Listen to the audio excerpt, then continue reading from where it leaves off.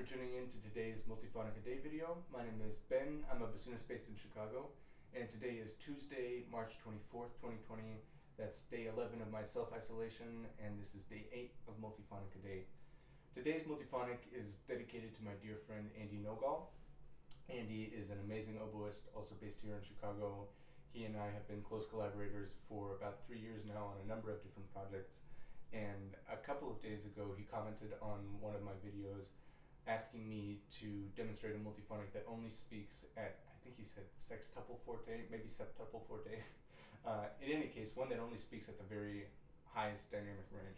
And I immediately thought of this multiphonic G plus B flat.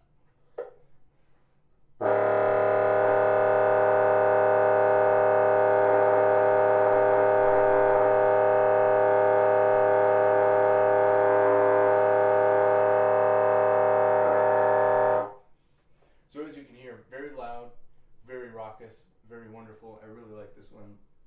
And this is a multiphonic that I first encountered in Chris Fisher-Lochhead's solo bassoon piece, Grandfather. And I started learning that piece in the summer of 2015. And at that point, this is a fingering that recurs several times in the first half of the piece. I could not get this multiphonic to speak at all for the life of me. And it took me some time and a lot of experimentation to figure out what I need to do to get it to speak. It's gotten a lot more reliable for me now, but it's still one that's really resistant. If I try and play this multiphonic at, say, a mezzo piano dynamic, this is what happens.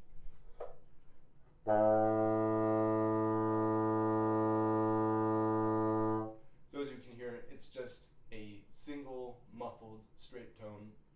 And that's the result that I was getting when I was first trying to get this multiphonic, which was an extremely frustrating experience. And so a couple of things that I found to get this specific fingering to speak are that I'm moving my embouchure really far up to the first wire, again as if I was playing, say, a high E, and I'm putting a lot of pressure with both of my lips. Right? I'm thinking of approaching with equal pressure from my top and bottom lip up here, and that really helps to get it to speak more clearly. And before I forget, I should give the fingering for this. As alluded to in the name, it's a low G fingering plus the B flat key. So in the left hand, 1, 2, 3, whisper key. Right hand, 1, 2, 3, and the B flat key. If you saw the video from, I think, 2 days ago, you'll recognize that this is a really closely related fingering to the F plus B flat. The only difference is the pinky of the right hand being up and down. But even though the fingerings are very closely related, the responses of these two multiphonics are really, really different. Whereas the F plus B flat, I can get it to respond at most dynamics pretty consistently. This one, really, I have to be at least at a forte, if not above, to get it to speak. Another thing that I found was, as I said, sometimes I experiment with slight variations in fingerings to try and get a multiphonic to speak well if I can't get it to work. And this one, as with some other ones, works with just adding the top pinky resonance key. So it doesn't change the pitch content that much. It makes it a little bit more rattly, which I'm actually kind of fond of, and it makes the response a lot more reliable. So most of the times that I've performed Chris's piece, I've actually used this fingering with the upper resonance key most of the time, because this multiphonic comes back several times in really important places where I need it to speak right away. And especially in performance, I've found that it's better to err on the side of something that will respond more immediately, especially when there are factors of fatigue and the reed and the room and all of this stuff. I really try and choose fingerings that are going to make it, well, give me a higher chance that everything is going to speak right on time. Because any multiphonic has sort of an inherent latency in response, and I try and mitigate that as much as possible when I'm playing music where I need to be able to place things exactly where I want them.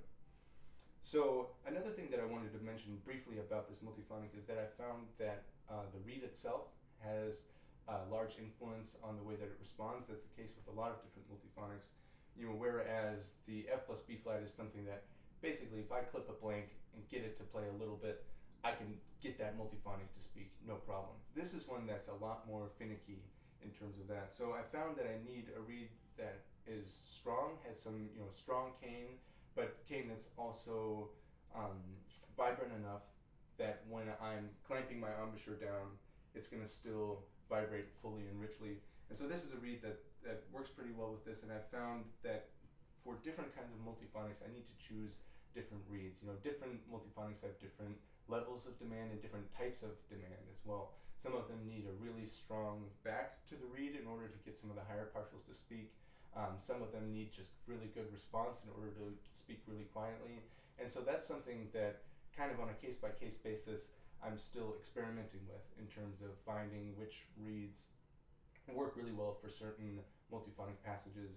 And I found that there are certain reeds that just tend to do this kind of stuff really well that aren't necessarily always the reeds that I would want to play the Saint-Saëns Sonata on, for example. So in conclusion today, I want to just play one cell from Chris's piece, Grandfather, and I'll throw the cell up here. I am planning in the next week or so to do a video talking a little bit more in depth about the way that Chris has notated this with the tablature that he uses, because I think that's a really interesting and important conversation to have about multiphonics as their notation, and specifically different types of tablature notation. But suffice to say, for now, that Chris is indicating bass fingering, which here is the G plus B flat, which you see at the beginning of the cell, and then he's adding and subtracting keys from this, which is indicated by open holes, and red lines are subtracting keys or opening holes, and green lines are adding keys. So you can see there's a green line behind the shape of the B flat key, which is the addition of that key to the bass fingering of G. So I'm just going to slowly, step by step, play through each fingering change here in this measure so that you can hear it, and then I'm going to play the whole thing once through. So thanks for watching. Please leave me any comments, any requests that you might have. As you can tell, I'm trying to honor all the requests that I'm getting. And thanks for watching. I'll see you tomorrow.